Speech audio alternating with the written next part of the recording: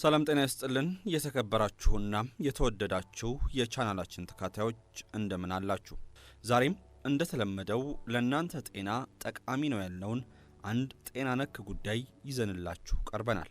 እንደተለመደው ይህ ለእናንተ የደረሰው ጤና ነክ ጉዳይ ለሌሎች ሰዎች መድረስ አለበት ብላችሁ የምታስቡ ከሆነ ላይክና ሼር አድርጉ።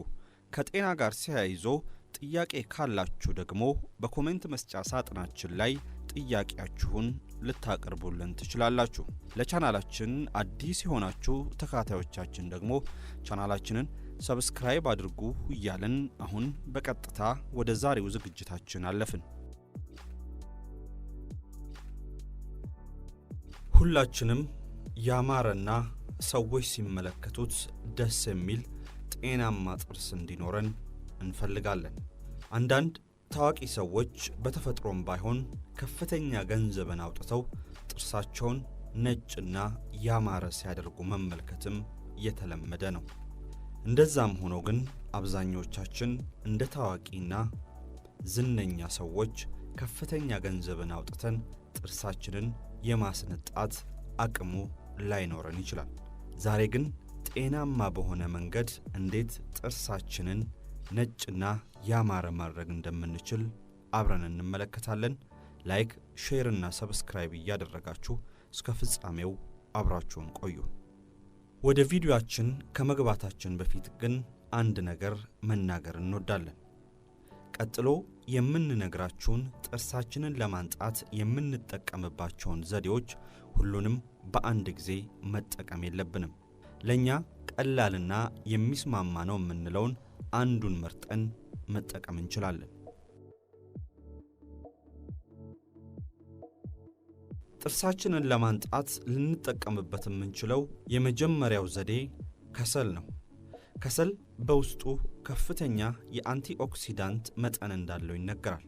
ይህንም ተከትሎ ምግብ ከበላን በኋላ፣ ቡና ከጠጣን በኋላና የተለያዩ ነገሮችን ወደ አፋችን ካስገባን በኋላ በጥርሳችን ላይ ተጣብቀው የሚቀሩና ቀስ በቀስም ወደ ቢጫነት እየተቀየሩ የሚሄዱ አላስፈላጊ ንጥረ ነገሮችን ከጥርሳችን ላይ በቀላሉ የማጽዳት አቅም አለው። ታዲያ ከሰልን ለመጠቀም መጀመሪያ ከሰሉን ማፈራረስ ይኖርብናል። ከሰሉን ካፈራረስን በኋላ የጥርስ ብሩሻችን ላይ ከሰሉን ማራገፍ፣ ከዛ በኋላም የተወሰነ የጥርስ ሳሙና ጋር ከቀላቀልነው በኋላ ጥርሳችንን በየቀኑ በዛ መቦረሽ።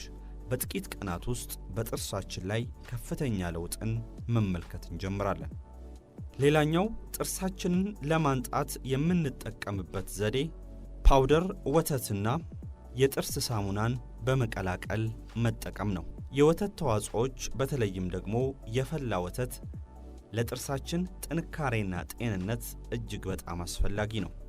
በወተት ውስጥ ያሉት ካልሽየምና ፎስፈረስ የተባሉት ንጥረ ነገሮች ጥርሳችን ጠንካራና ጤናማ እንዲሆን ያደርጋሉ። በፓውደር መልክ የሚሸጡ ወተቶችን ከገዛን በኋላ ከጥርስ ሳሙናችን ጋር በመቀላቀል በሳምንት ቢያንስ 2 ጊዜ ጥርሳችንን በዛ መቦረሽ እንችላለን። በጥቂት ሳምንታት ውስጥም በጥርሳችን ላይ ከፍተኛ ለውጥን ልንመለከት እንችላለን። ቤኪንግ ሶዳና የሎሚ ጭማቂን አንድ ላይ ቀላቅለን መጠቀምም ጥርሳችን ነጭና ያማረ እንዲሆን ያደርገዋል። ቤኪንግ ሶዳ በተፈጥሮ ነገሮችን ነጭ የማድረግ አቅም አለው። በሎሚ ውስጥ ያለው ቫይታሚን ሲ ደግሞ ከፍተኛ በሆነ መልኩ ባክቴሪያዎችን የመግደልና አላስፈላጊ ንጥረ ነገሮችን ከጥርስ ላይ የማጽዳት ትልቅ አቅም አለው። ጥርሳችንን ማንጣት የምንፈልግ ከሆነ የተወሰነ ቤኪንግ ሶዳ በብሩሻችን ላይ ከነሰነስን በኋላ በላዩ ላይ የሎሚ ጭማቂን ጨምረን ጥርሳችንን መቦረሽ ነው። ለውጡን በጣም በጥቂት ቀናት ውስጥ ልንመለከት እንችላለን። በፋርማሲ ውስጥ በቀላሉ የምናገኘውን ሃይድሮጂን ፔሮክሳይድን መጠቀምም ጥርሳችን ነጭና ያማረ እንዲሆን ያደርገዋል። ነገር ግን ሃይድሮጂን ፔሮክሳይድን በጥርሳችን ላይ ከመጨመራችንና ጥርሳችንን በሱ ከመቦረሻችን አስቀድመን የተጎዳና ጥንካሬ የሌለው ጥርስ መሆኑን ቀድመን ማረጋገጥ ይኖርብናል።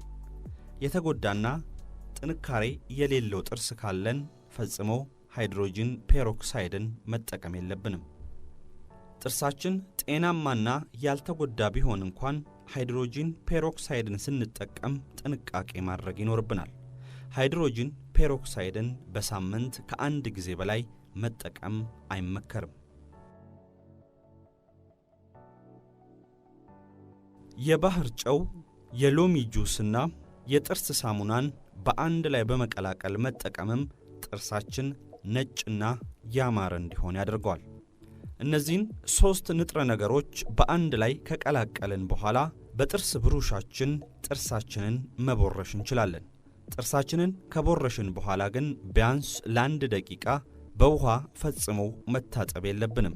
ለ1 ደቂቃ ያክል በጥርሳችን ላይ ከተውነው በኋላ ጥርሳችንን የምናጸዳው ከሆነ እጅግ በጣም ያማረና ቆንጆ ጥርስ ሊኖረን ይችላል።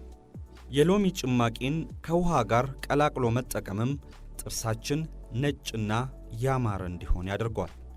እነዚህን 2 ነገሮች በአንድ ላይ ቀላቅሎ መጠቀም ጥርስን ያማረና ነጭ ከማድረግ ባለፈ በጥርሳችን ውስጥ ያሉት ባክቴሪያዎች እንዲሞቱና ለወደፊትም ጥርሳችን የቆሸሸና የቢጫ መልክ እንዳይኖር ያደርጋል። ለዚህ ደግሞ አስቀድመን ጥርሳችንን በጥርስ ሳሙና ከቦረሽን በኋላ ጥርሳችንን በውሃ ብቻ ከምንግሞጠሞጥ በሎሚ ውሃን አንድ ላይ ቀላቅለን የምንግሞጠሞጥ ከሆነ ወይም ጥርሳችንን የምናጸዳ ከሆነ ነጭና ያማረ ጥርስ ይኖረናል። ይህንን ታዲያ በሳምንት ውስጥ ከአንድ ጊዜ በላይ ማድረግ አይጠበቅብንም። አፕል ሳይድ ቪኒገርን ከውሃ ጋር ቀላቅሎ መጠቀምም በተመሳሳይ ጥርሳችን ነጭና ያማረ እንዲሆን ያደርገዋል።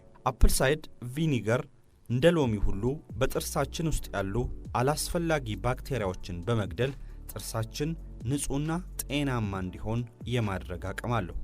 ታዲያ አፕል ሳይድ ቪኒገርን 1 ማንኪያ በ1 ብርጭቆ ውሃ ውስጥ በመቀላቀል ጥርሳችንን ከመቦረሻችን አስቀድመን ሁሌም ጠዋት ጥርሳችንን ብንግሞጠሞጥበት የተሻለ ውጤትን ልናገኝ እንችላለን።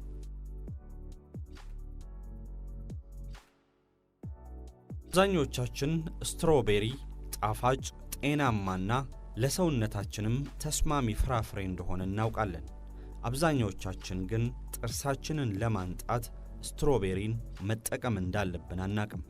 በሳምንት 1 ጊዜ ስትሮቤሪን በአግባቡ ከፈጨን በኋላ በብሩሽ እያደረግን ጥርሳችንን ለ10 ደቂቃ ያክል የምንቦርሽበት ከሆነ ጥሩ ውጤትን ከጥቂት ጊዜያት በኋላ ማግኘት እንችላለን።